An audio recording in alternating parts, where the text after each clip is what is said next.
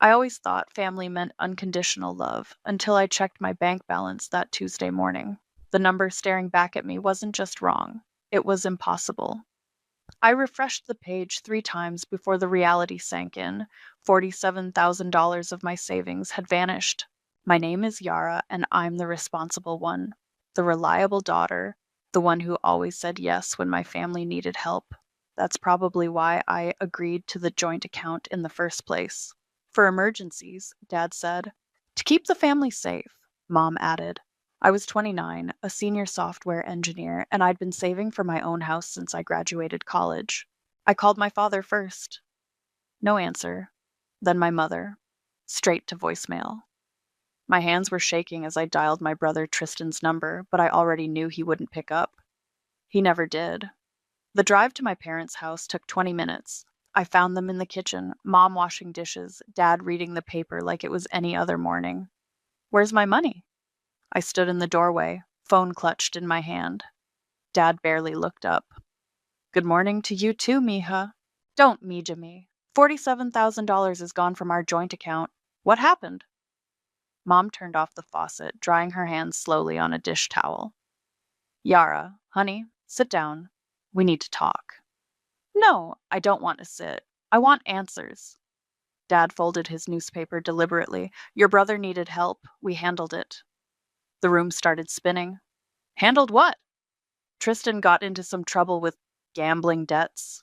Mom's voice was barely a whisper. There was this man, Ramon. You took my house down payment to pay off Tristan's bookie? The words felt like acid in my mouth. We had no choice, Dad snapped. This man was dangerous. Tristan could have been hurt. And what about me? That was my money, my future. Mom started crying, her go to move whenever things got uncomfortable. You're being selfish, Yara. This is family. Tristan needed us. Selfish? I laughed, but it came out more like a sob. I've given you everything I could since I was 18. College fund for Tristan? I helped. New roof? I paid. Car repairs? Emergency dental work? All me. When do I get to stop being the family ATM? Dad stood up, his chair scraping against the tile. That's enough. You have a good job, a nice apartment. Your brother has nothing. We raised you better than this. Better than what? Better than expecting to keep my own money? Money comes and goes, Mom said, wiping her eyes. Family is forever. I left before they could see me cry. Drove home in a daze, barely remembering the trip. My phone buzzed with text messages, probably more guilt trips from Mom, but I ignored them. That night, my phone rang. Dad's number. I almost didn't answer, but something made me pick up. Silence on the line. Then I heard voices. Dad must have pocket dialed me. Finally settled Tristan's debts with Yara's money. Dad's voice, distant but clear. He was talking to someone else. Francisco, that's terrible. Aunt Ruby's voice. Does she know how much? She found out today. Made a scene about it, too. Acting like we stole from her. You did steal from her. It was a joint account. Perfectly legal. Besides, what's she going to do? She always falls in line eventually. That's why we put the account in her name. She's the responsible one. And Tristan? Dad laughed. He's young. He'll figure it out. At least now we don't have Ramon breathing down our necks. I sat there listening, my whole body numb. They hadn't just taken my money. They'd planned it. Used me. Because I was reliable. Because I always said yes. The call ended abruptly. Dad must have realized his phone was on. Within seconds, my screen lit up with a text from him. Sorry, pocket dial. I stared at those 2 words for a long time. Sorry. Such a small word for such a massive betrayal. In that moment, I realized I wasn't their daughter. I was their wallet with a pulse, their safety net, their backup plan. My phone buzzed again. A text from Tristan. Hey sis, heard you're upset. Can we talk? I didn't respond. Instead, I opened my laptop and started a new document. At the top, I typed Financial Transactions, Martinez Family, 2020-2023. Below that, I began listing dates, amounts, and patterns I'd noticed over the years. They thought they knew me. Reliable Yara. Responsible Yara. Yara who always forgives.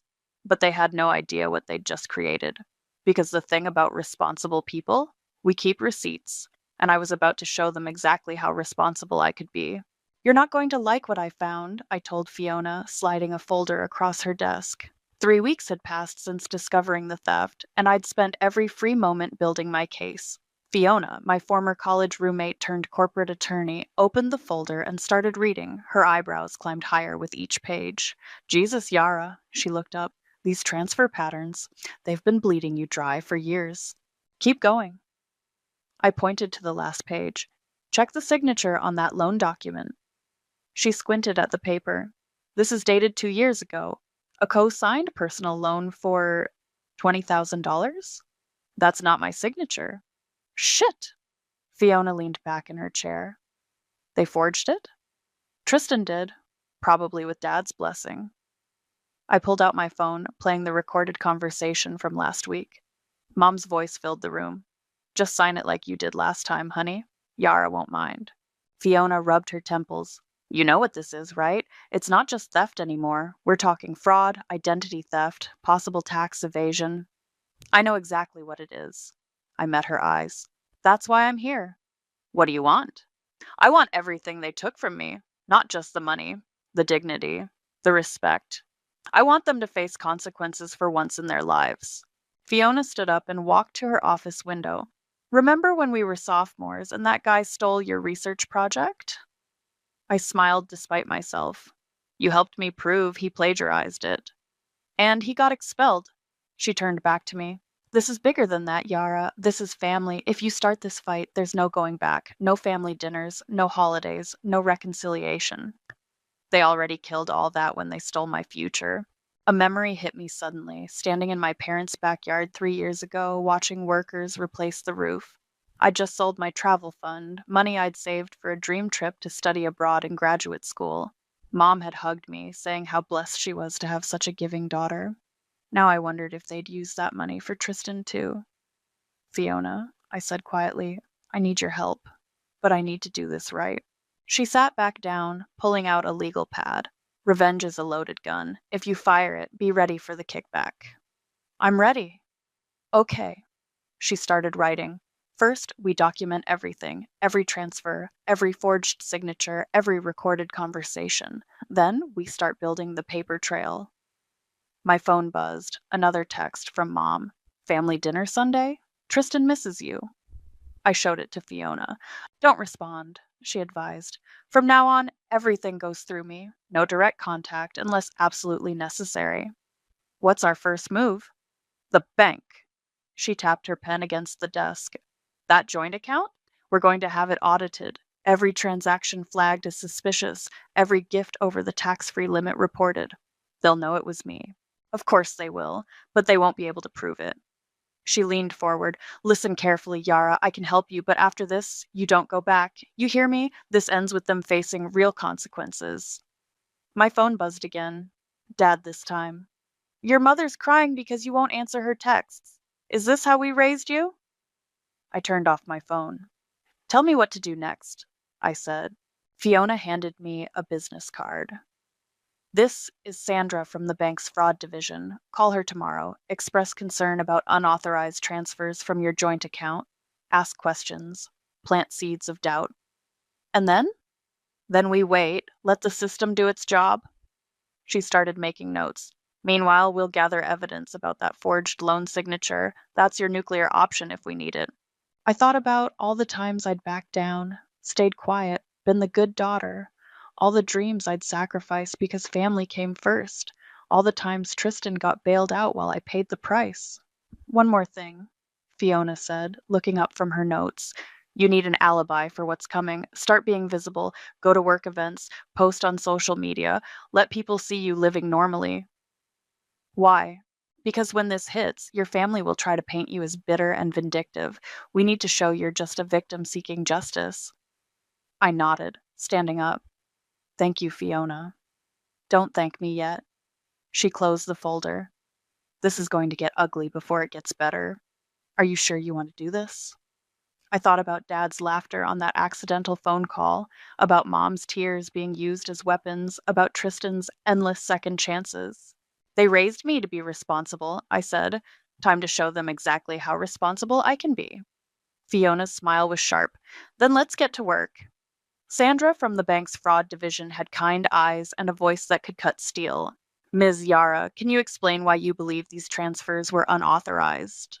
I sat in her office, wearing my most professional blazer, the one I saved for client meetings. I discovered several large withdrawals that I never approved. When I confronted my family, they admitted using the money to pay off my brother's gambling debts. I see. She typed something into her computer. And the payments were made to whom? A man named Ramon. He's some kind of bookie. I pulled out my phone. I have a recording of my father discussing the payment with my aunt. Sandra's eyebrows shot up as she listened to the recording. There seems to be some misrepresented purpose here. Would you be open to providing your side in a formal statement? Absolutely. While Sandra printed forms, my phone lit up with a text from Layla, my coworker. Your brother's here at the office looking for you. My stomach clenched.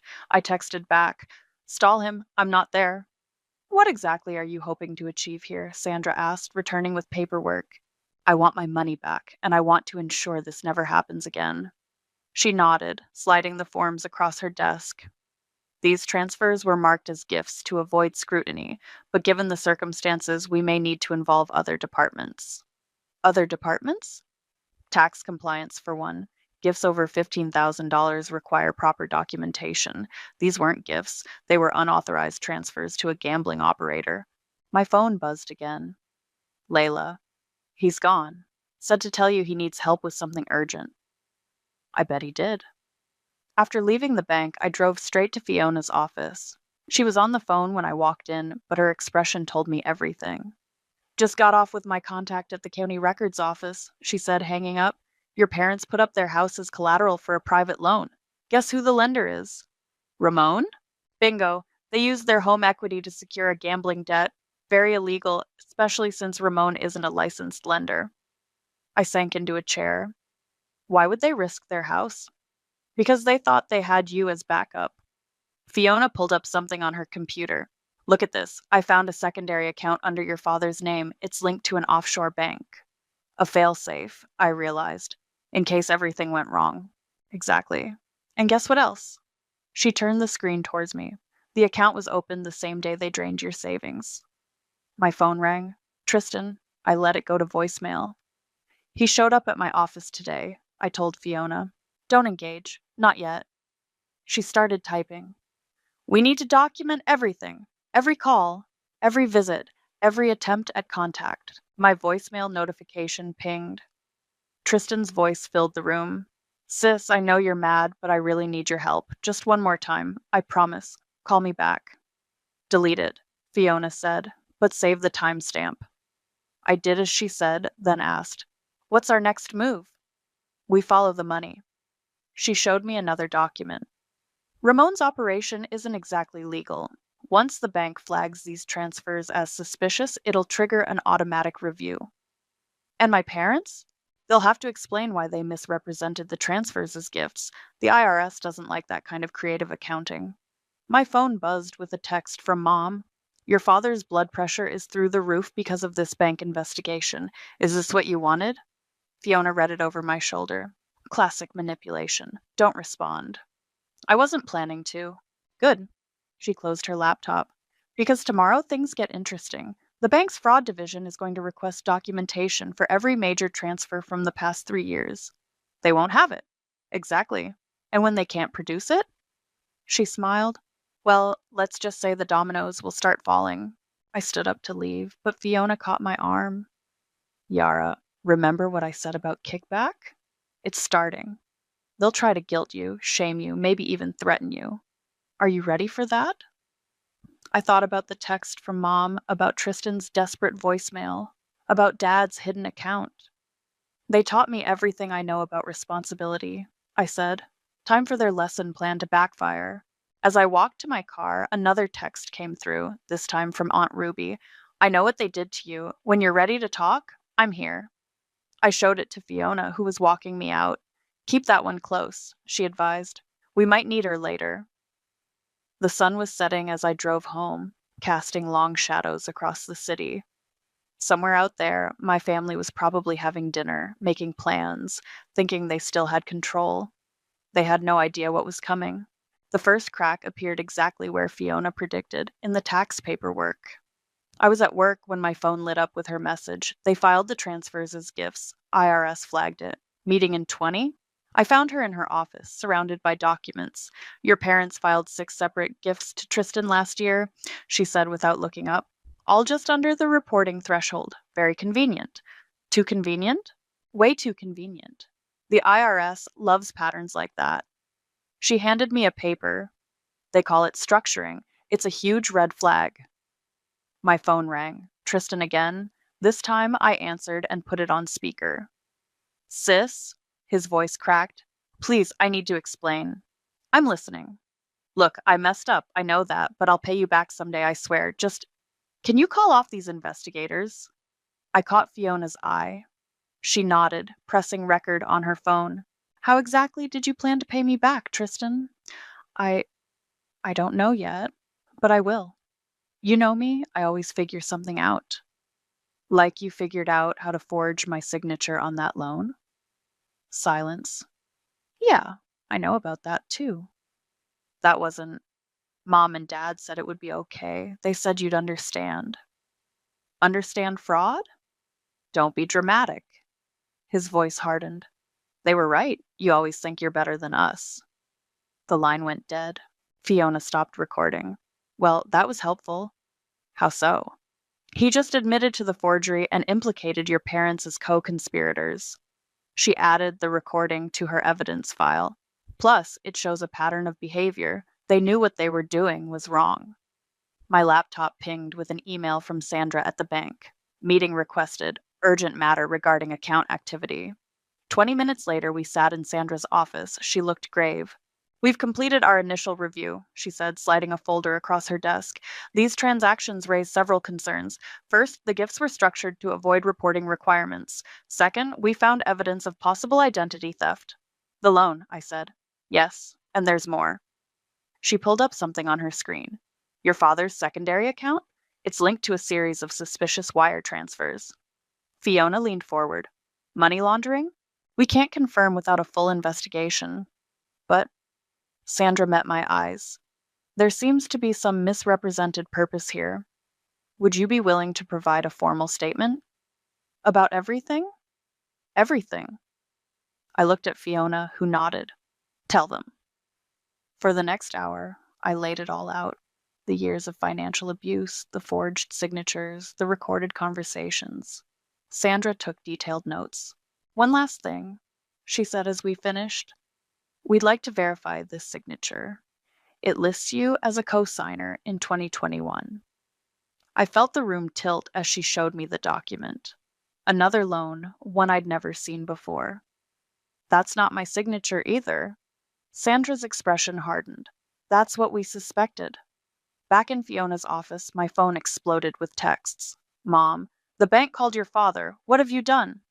Dad, call me immediately. Tristan, you've ruined everything. Don't respond, Fiona warned. Let them panic. What happens now? Now? She smiled grimly. Now we wait for the IRS to do their job. And believe me, they're very good at their job.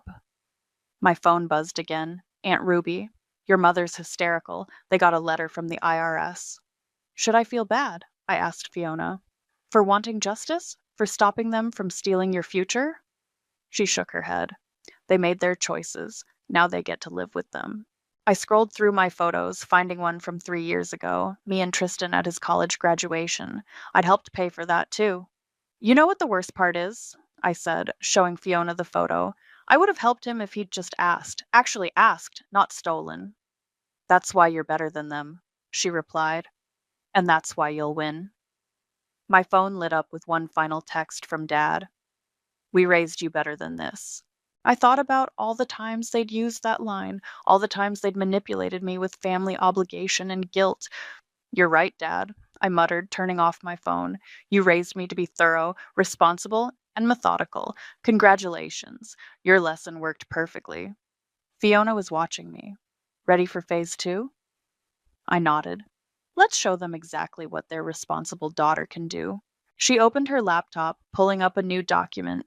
Then let's talk about that offshore account your father thinks we haven't found yet. Outside, thunder rolled across the sky. A storm was coming. Good. I'd always done my best work in the rain. The cafe where I met Aunt Ruby was quiet for a Sunday morning. She looked older than I remembered, worn down by family secrets. Your mother hasn't slept in days, she said, stirring her coffee. The bank froze their home equity line. They're reviewing the mortgage contract. Because Dad used the house as collateral for Ramon? She nodded. Francisco always thought he could fix everything with money, usually yours. Why did you agree to meet me? Ruby set down her spoon. Because I watched them do this to you for 20 years. Every time Tristan messed up, you paid the price. Literally. Tell me about Dad, I said. About why he favors Tristan. She sighed. Your father was 19 when Tristan was born. Scared, overwhelmed. He saw himself in your brother, all that charm, all that potential. But you? She reached across the table, touching my hand. You were different, strong, independent, like your grandmother. The one who cut Dad off? For the same reasons you're fighting back now. He took advantage, thought family meant unlimited chances. My phone buzzed. Mom calling. I declined it. They got another letter yesterday, Ruby said. From the IRS this time. Margaret burst into tears, called me crying about how you're tearing the family apart. I'm tearing it apart? They stole my house deposit, forged my signature, used me as their personal bank for years. I know. Ruby pulled out her phone, showing me a text from Mom. We were just trying to make it fair. You always had everything together. I laughed bitterly. Everything together? I worked 2 jobs through college, lived on ramen, saved every penny while they handed Tristan everything. Francisco thought he was protecting him. Ruby's voice was tired. He didn't want Tristan to struggle like he did, but he forgot about you.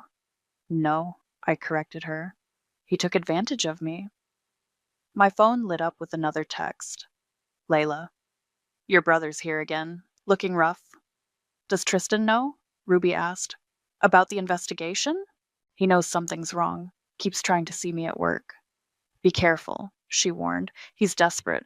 Ramon isn't exactly the forgiving type.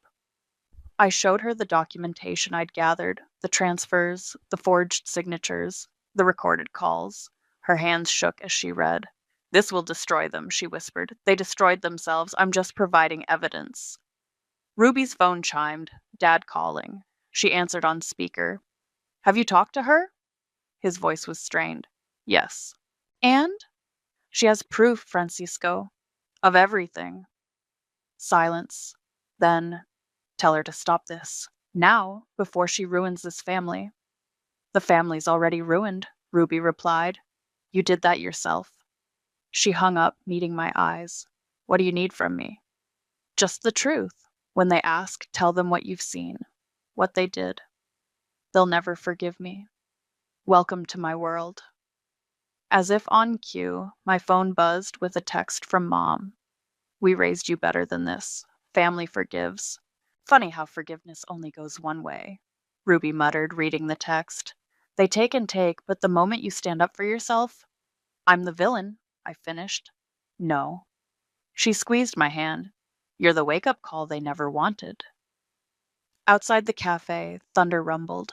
Ruby looked out at the gathering storm. Your grandmother would be proud, she said quietly. She always said the strongest women in our family were the ones who learned to say no. Did Dad ever forgive her? For cutting him off? He didn't have to. She wasn't asking for forgiveness. She was teaching him consequences. My phone lit up again. Fiona. IRS wants another meeting. Tomorrow morning. It's really happening, isn't it? Ruby asked. I nodded. The bank's fraud division is involved now. They're investigating every transfer, every loan, every signature. And Ramon? His operation isn't exactly legal. Once the investigation starts... Jesus. Ruby closed her eyes. Francisco has no idea what's coming. He never thought I'd fight back. None of them did. She gathered her purse, standing. Do you want to know the real reason I'm helping you? Why? Because 20 years ago, I watched my sister become someone I didn't recognize, someone who'd hurt her own daughter to protect her son. Maybe this will wake her up. As she left, my phone chimed one final time. A text from Dad. Whatever you're doing, stop it now. This isn't you. I stared at those words, thinking about Ruby's story, about Dad's fear of struggle, about Mom's endless excuses for Tristan. You're right, I whispered to the phone. This isn't me. This is who you created. Outside, the storm finally broke. Rain pounded against the windows, washing everything clean. The IRS office was colder than I remembered. Agent Phillips hadn't smiled once during our meeting, but her eyes sparked with interest as she reviewed the documents. These gift declarations, she said, tapping her pen against the folder. Your parents filed them separately to avoid the reporting threshold. Classic structuring. Fiona, sitting beside me, nodded. And the transfers to Ramon? Mischaracterized as gifts to avoid scrutiny. We're particularly interested in the offshore account. My phone vibrated. Layla again. Your brother's getting worse. He tried to access your computer today. Security removed him. Ms. Yara. Agent Phillips continued, we'd like your permission to expand our investigation. These patterns suggest a longer history of financial misconduct. How far back? At least 5 years, possibly more. I thought about all those years of emergency requests, of guilt trip loans, of watching Tristan get bailed out while I paid the price. Do it, I said. My phone lit up with a text from Mom. The mortgage company called. They're reviewing our loan. Please stop this madness. Agent Phillips noticed the message. Are they attempting to contact you directly? Constantly. She made a note. All communication should go through legal channels now. We've flagged multiple violations, including tax evasion and fraudulent gift reporting. Fiona's phone buzzed. She read the message and touched my arm. The bank just called. They found something else. 20 minutes later, we sat in Sandra's office at the bank. She looked grim as she pulled up a document on her screen. This credit card application was submitted 2 years ago, she said. In your name. I felt the room tilt. I never applied for a credit card through this bank. We know. She turned the screen toward me. Because this signature doesn't match your others. It's another forgery. Fiona leaned forward. How much? The credit limit was $20,000. It's currently maxed out. My hands started shaking. Who made the charges? Sandra pulled up the transaction history. Most were cash advances, withdrawn by someone using your PIN. A PIN I never created. Exactly. She pressed a button on her phone. Security, please send up the video footage we discussed. Minutes later, we watched grainy ATM footage of Tristan withdrawing cash using my card. Multiple times, different dates. The credit officer said, we'd like to verify this signature. It lists you as a co-signer in 2021. I felt the room tilt. Identity theft, Fiona said quietly. Clear as day. My phone rang. Aunt Ruby. I answered on speaker. Yara, you need to know something, she said quickly. Tristan's at your parents' house. He's talking about leaving the country. Something about Ramon coming after him. Fiona straightened. When? Tonight, maybe tomorrow. Francisco's trying to talk him down. After the call, Sandra looked at me. Do you want to press charges? For the identity theft? For all of it. The forgeries, the unauthorized transfers, the credit card fraud. We have enough evidence now. My phone buzzed with a new text from Ramon himself. Your brother owes me more than money now. Better hope he runs fast. I showed it to Fiona. That's witness intimidation, she said. Add it to the file. Sandra was still waiting for my answer about pressing charges. I thought about Tristan planning to run, about Dad trying to protect him one last time, about Mom's tears and guilt trips. Do it, I said. All of it. It'll mean criminal charges, Sandra warned. Your parents could face serious consequences. They already do, I replied. They just don't know it yet. Back in Fiona's office, Layla called with an update. Security found something on your brother's phone when they took it. He was trying to access your work accounts. Why? Looking for money, probably. He seemed desperate. Another text came through, from Mom. We were just trying to make it fair. You always had everything together. Fiona read it over my shoulder and snorted. Everything together? Is that what they call working yourself to exhaustion while they robbed you blind? They never saw it that way, I said. They saw an ATM with a pulse. Well, this ATM just shut down their whole operation. She started gathering the documents. I'm submitting everything to the DA tomorrow morning. Are you ready? I looked at the stack of evidence. Years of theft and lies, all carefully documented. The forged signatures, the fake credit cards, the offshore accounts, all of it leading back to the people who were supposed to protect me. They raised me to be responsible, I said. Time they learned what that really means. My phone lit up one last time. Dad, whatever happens next is on you. For once, I replied, "You're right. It is." Then I turned off my phone and watched the sun set through Fiona's office window, knowing that tomorrow everything would change. And I was finally ready. The moving truck arrived at my parents' house on a Wednesday morning. I watched from my car across the street as they loaded furniture I recognized from childhood. Mom's antique dining table, Dad's leather armchair, the cabinet that held all our family photos. My phone buzzed. Fiona. It's done.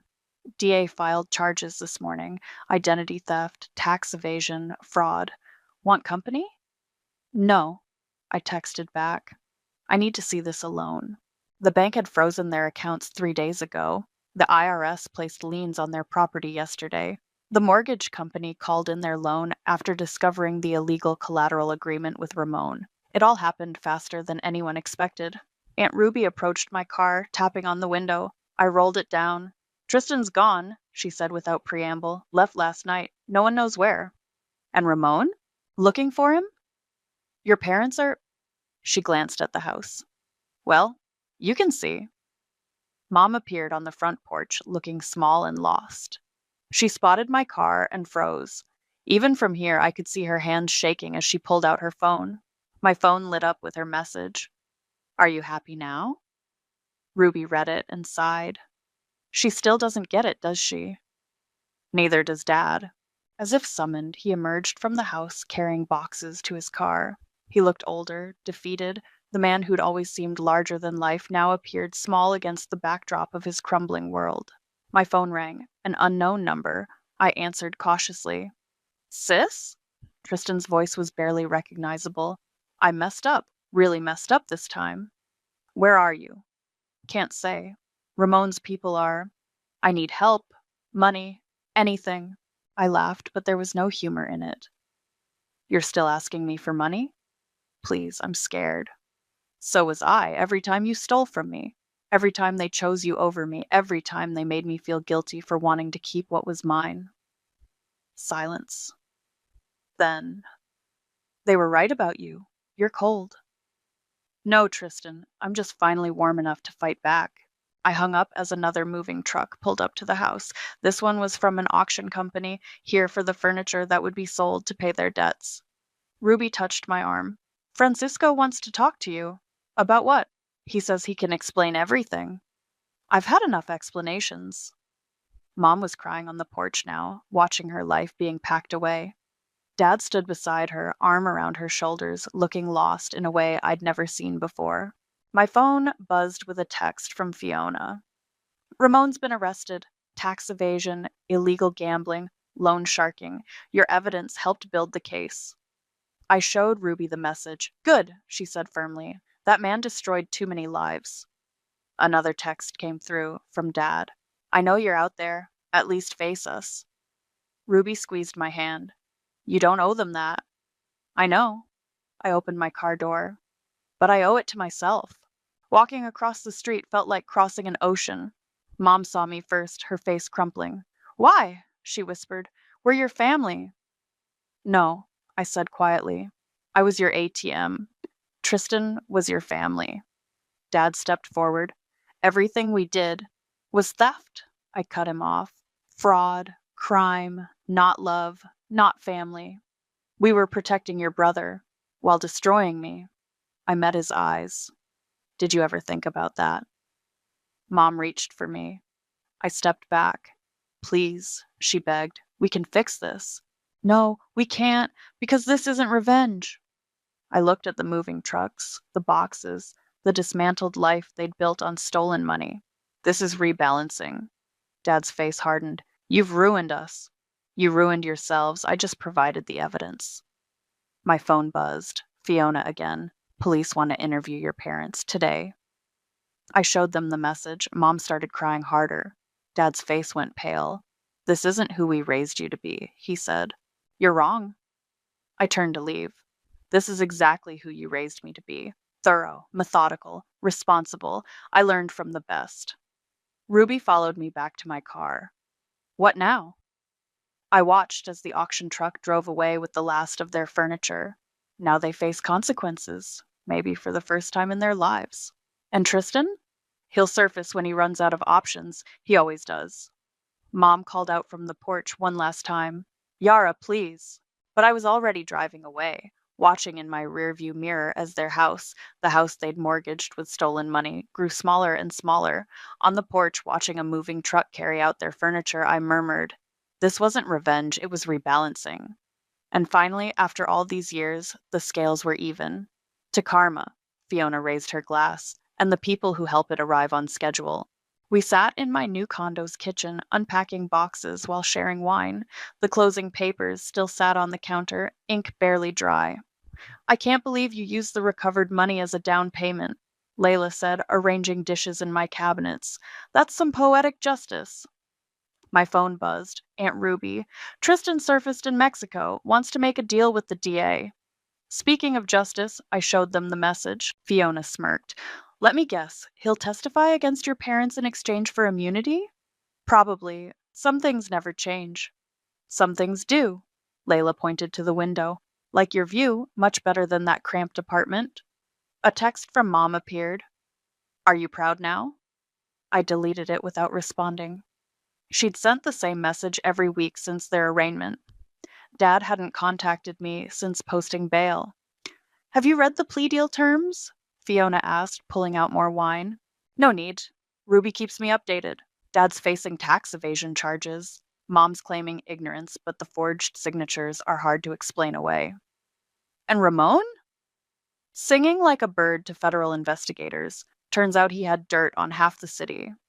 Layla opened another box, pulling out photo frames. She paused at one, me and Tristan at his graduation. "Want me to trash this?" "No." I took the photo. "Keep it as a reminder." "Of what? How they hurt you?" "Of why I fought back." My phone lit up, an email from the DA's office. The subject line read, "Final settlement terms." Fiona read it over my shoulder. "They're offering your parents a deal, reduced charges in exchange for full restitution." "Will they take it?" "They'd be idiots not to. Otherwise, they're looking at serious time." Another text arrived. From Dad this time. "The DA called. We need to talk." "Don't," Fiona warned. "I wasn't planning to." Layla finished with the photos and started on my books. "You know what's crazy? After everything they did, they still think you're the bad guy. Because I stopped being their ATM? Because you showed them consequences exist." My doorbell rang. Ruby stood outside, holding a box. "Found these while helping them pack," she said, setting it down. "Thought you might want them." Inside were old report cards, academic awards, newspaper clippings about my coding competitions, things I thought they'd thrown away. "They kept them?" I whispered, in Francisco's office, hidden behind Tristan's sports trophies. My phone buzzed again. The DA. "Your brother's testimony has been recorded. Trial dates will be set next week." Ruby read the message. "Are you ready for that? Seeing them in court?" "I already saw them lose everything else. What's one more day?" Fiona poured Ruby a glass of wine. "To new beginnings?" "To consequences," I corrected. My phone lit up one last time. An unknown number. The message made my blood freeze. "It cost me everything, but I'm safe now. Thanks for teaching me about consequences." T. "Tristan?" Layla asked. I nodded. "Sounds like he finally learned something." "Did you?" Ruby asked quietly. "Learn something?" I looked around my new kitchen, at the friends who'd supported me, the aunt who'd chosen truth over loyalty, the life I was building from the ashes of what they'd stolen. I learned that karma needs a little help showing up on time. Fiona raised her glass again. "To karma's little helpers?" We clinked glasses as the sunset painted my new walls gold. Tomorrow would bring more challenges. Court dates, testimonies, the weight of facing family in handcuffs. But tonight, You know what the best revenge is? I said, unpacking another box. This, living well, building something they can't touch. Speaking of building, Layla pulled out her phone. Your story's gone viral on that legal advice forum. People are calling you their hero. I'm not a hero. I'm just someone who finally said enough. Ruby hugged me suddenly. You're stronger than all of them combined. My phone buzzed one final time. A message from the bank. Restitution payment received. Account restored. It wasn't about the money anymore. It never really was. It was about worth, about boundaries, about learning that family isn't an excuse for abuse. It cost me $50,000 in a family, I said, raising my glass. But it bought me one hell of a lesson. I don't owe anyone for being born. The others raised their glasses too, and in that moment, surrounded by boxes and hope and hard won freedom, I finally felt rich in all the ways that mattered, not because of what I'd gained, but because of what I'd refused to lose my dignity, my future, and most importantly, myself.